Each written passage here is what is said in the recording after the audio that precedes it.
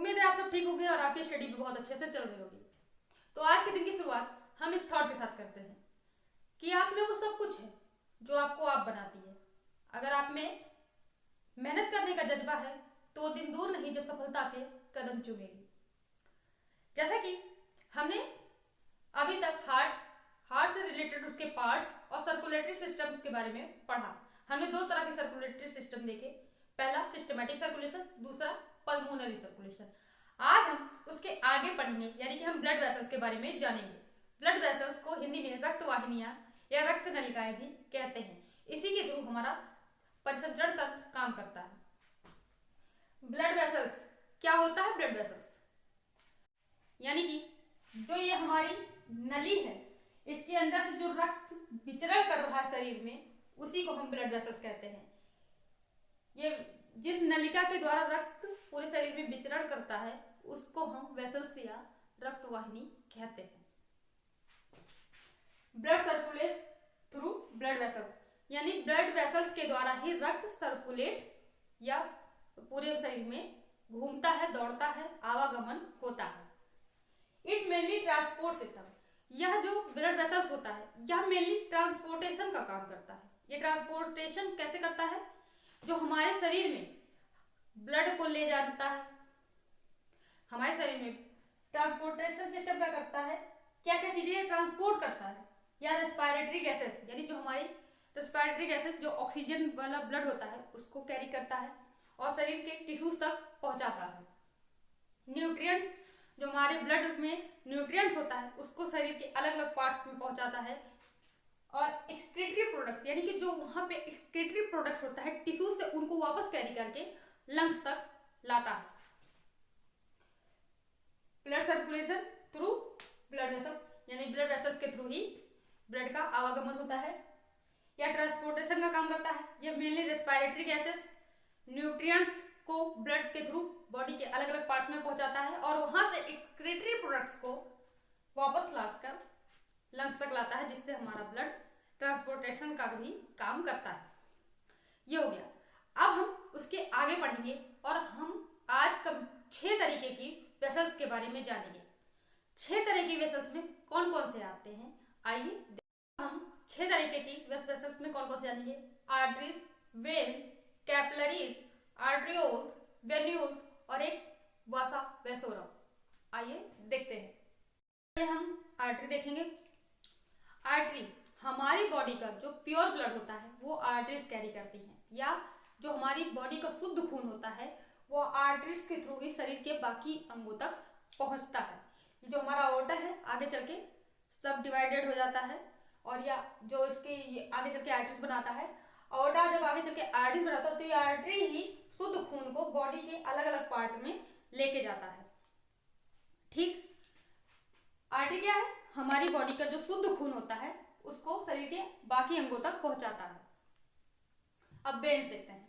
ठीक उसका opposite, veins क्या होता है? जो हमारी बॉडी का इम्प्योर ब्लड होता है उसको वापस हार्ट तक पहुंचाता है। ये जो superior vena cava, inferior vena cava है, ये वेन है।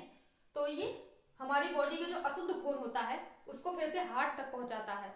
आर्टरी शुद्ध खून को शरीर तक पहुंचाता है और वेन क्या करता है? अशुद्ध खून को या डीऑक्सीजनेटेड ब्लड को वापस हार्ट तक पहुंचाता है। ये वेन हो गया। आर्टरी और वेन में एक चीज और जान लीजिए, आर्टरीज में वैसे तो मैंने कहा ऑक्सीजनेटेड या शुद्ध खून होता है, लेकिन हार्ट में जो इकलौती ये पल्मोनरी आर्टरी होती है, एक आर्टरी ऐसी होती है जो इम्प्योर ब्लड को कैरी करती है, यानी जो हार्ट का अशुद्ध खून राइट वेंट्रिकल में आता है इसको वापस लंग्स तक पहुंचाती है, जिससे वो वहां पे ऑक्सीजनेटेड हो जाता है। ठीक वैसे ही वेन्स में वैसे इम्प्योर ब्लड या डीऑक्सीजनेटेड ब्लड होता है, यानी उसमें ऑक्सीजन न युक्त होने वाला ब्लड पाया जाता है।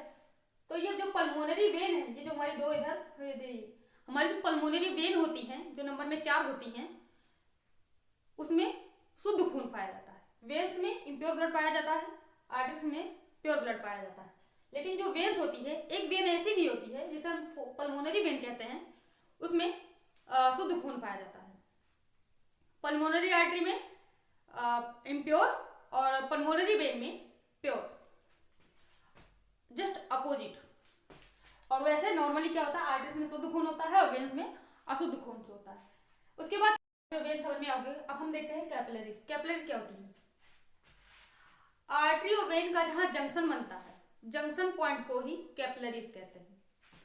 जो आर्टरी होती है वो जैसे ऑर्टा है, ऑर्टा चल के आगे सब डिवाइड होकर आर्टरीज बनाता है। आर्टरीज जो है आगे और ज्यादा डिवाइड हो जाती हैं और कई सारी नलिकाओं में बढ़ जाती हैं और वो आर्ट्रियोल्स बनाती हैं। आर्ट्रियोल्स आगे जाके जब और पतली पतली नलिकाएं बना में डिवाइड हो जाता है, बहुत छोटी छोटी पतली पतली नलिकाओं में डिवाइड हो जाता है, तो वो कैपिलरीज का निर्माण करता है। तो जहां, और सेम वही है वेन, वेन से वेन्यूल्स और वेनम से कैपिलरीज। तो जहां दोनों आर्टरी और वेन की कैपिलरीज का जंक्शन बनता है, जहां वो मिलती हैं, वो उस पॉइंट को कैपिलरीज कहते हैं। यानी junction of the artery and when is called capillaries.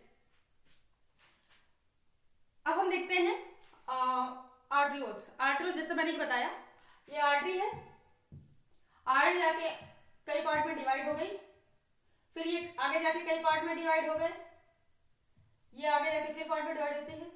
तो आर्टा से फिर आर्टरी का निर्माण, आर्टरी जब आगे जाके और सब डिवाइडेड हो जाती है तो आर्ट्रियोल्स का निर्माण करता है। जैसे पेड़ होता है, पेड़ में शाखाएं होती हैं, फिर शाखाओं से और सारी शाखाएं निकलती हैं, ठीक वैसे ही आर्टरी जब जाके आगे कई पार्ट्स में डिवाइड हो जाती है तो वो आर्ट्रियोल्स का निर्माण करती है।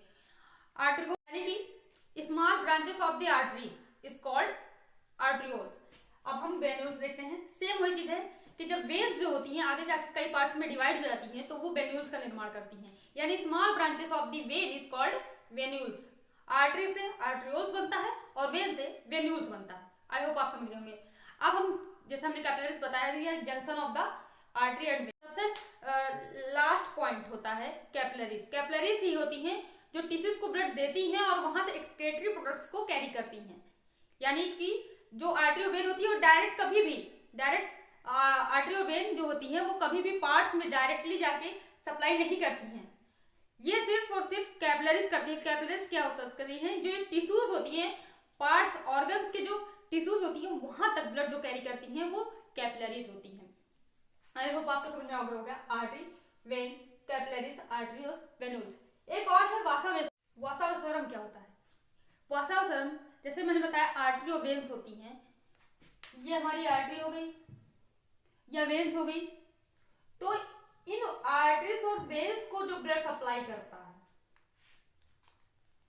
ये आर्टरी वेन जो भी है, इनकी जो नलिका होती है, इस नलिका के चारों तरफ जो भित्ति पाई जाती है, यानी जो इनकी दीवार होती है, उसको जो ब्लड सप्लाई करता है, यानी जो आर्टरी और वेन के वॉल्स को या लेयर्स को ब्लड सप्लाई करता है, उसे वासा वसोरम कहते हैं। क्या माइन्यूट ब्लड वेसल्स होती हैं, जो वासा वसोरम होता है वो माइन्यूट ब्लड वेसल्स होती हैं। यह जो हमारी ब्लड वेसल्स होती हैं, इनकी लेयर्स में जो ब्लड सप्लाई करती हैं बहुत ही माइन्यूट होती हैं, और ये ब्लड वेसल्स की जो लेयर्स होती हैं उनको ब्लड सप्लाई करता है, इसे वासा वसोरम कहते हैं।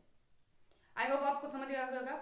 अब हम जो है इसको और डीप जानेंगे कि लेयर्स ऑफ द, अब हम जानेंगे कि आर्टरी और वेन्स की लेयर्स क्या होती हैं। आर्टरी और वेन्स की 3 लेयर्स होती हैं। आइए देखते हैं।